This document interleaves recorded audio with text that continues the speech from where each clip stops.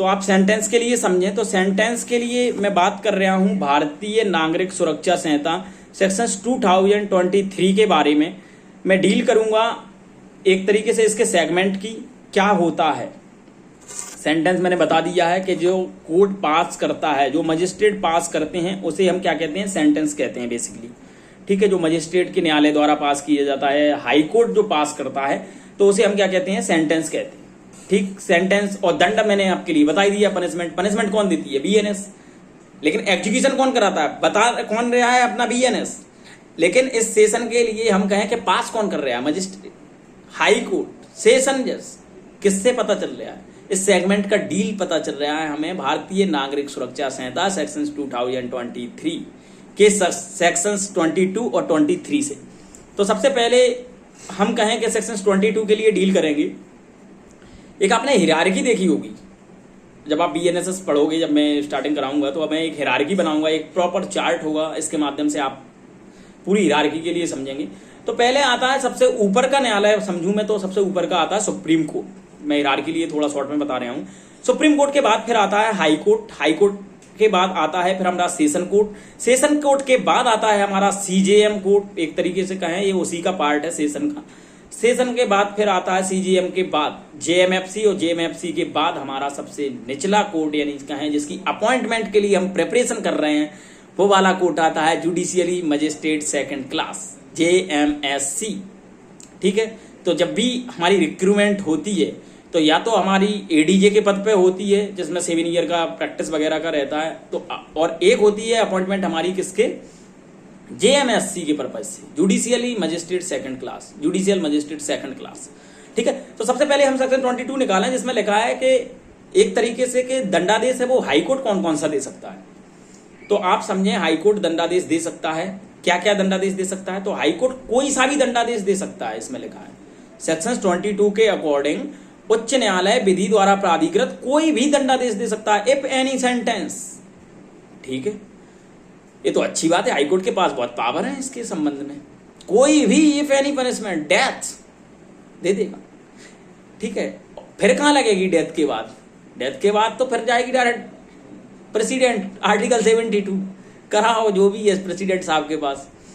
उसके बाद फिर मैं सेक्शन 22 के क्लॉज 2 की बात करता हूं, जिसमें बात करते हैं सेशन न्यायाधीश और अपर सेशन न्यायाधीश, ये कितनी पनिशमेंट दे सकते हैं। तो इसमें लिखा है कि विधि द्वारा कोई भी दंडादेश दे सकते हैं, इन्हें भी अच्छी पावर है, कोई भी दंडादेश दे सकते हैं। अब इन्होंने कहा नहीं, कोई भी तो दे सकते हैं, एक क्लॉज में इसका परंतु बता दिया उन्होंने कि नहीं, आप डेथ सेंटेंस दे तो सकते हैं, लेकिन हाई कोर्ट से इसकी कन्फर्मेशन होगी।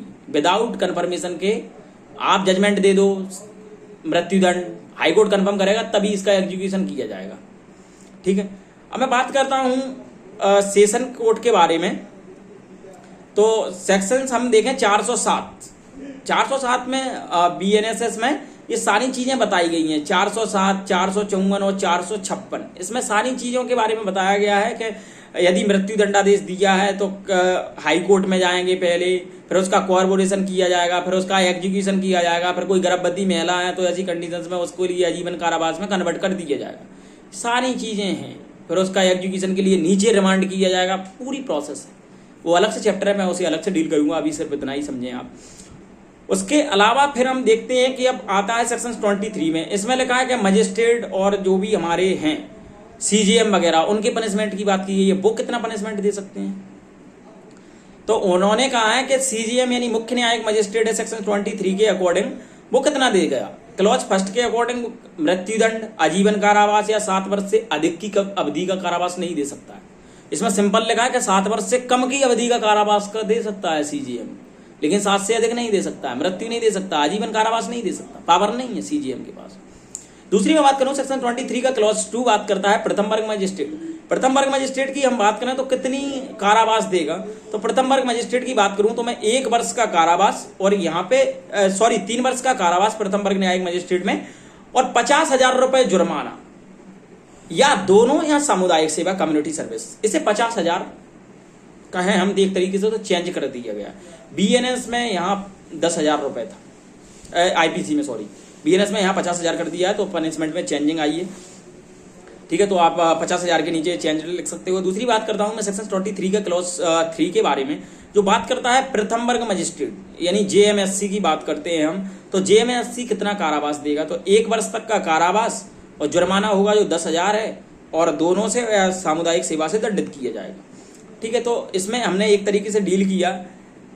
जो बात कर रहा है सामुदायिक सेवा के बारे में, सामुदायिक सेवा का हम अभी अर्थ समझेंगे। उससे पहले यहाँ पे आप जुर्माना में भी चेंज लगें, पहले 5,000 रुपए था आईपीसी में, अभी इसे 10,000 कर दिया गया। अब हम समझते हैं एक तरीके से कहें इसका सामुदायिक सेवा हर बार दिया गया है इसमें दंड। सामुदायिक सेवा होती क्या है, तो सामुदायिक सेवा के लिए समझे न्यायालय का कोई ऐसा आदेश होता है कम्युनिटी सर्विस करने का, कि न्यायालय एक आदेश पास करता है किस व्यक्ति के लिए आदेश देगा जिससे दंड हो चुका है, यानी दोषसिद्ध व्यक्ति के लिए दंडादेश दिया जाएगा। एक तरीके से उससे कहा जाएगा कि आप एक पब्लिक वेलफेयर में काम कीजिए, आप सामुदायिक सेवा के लिए लाभ के लिए काम कीजिए, इसके बदले में आपके लिए कोई पैसा नहीं दिया जाएगा। ठीक है, मैं ऑलरेडी इसे डिस्कस करा चुका था। तो ऐसी कंडीशंस में हम मानते हैं कि सारे सेगमेंट में हमने देखा कि दंडादेश पास कौन करता है, ये सारी चीजें देखी, किसे कितना पावर है। तो आप सभी लोगों के लिए समझ में आई होंगी। Thank you. यदि हमारा वीडियो अच्छा लगे तो please like, share and subscribe जरूर करें। Thank you.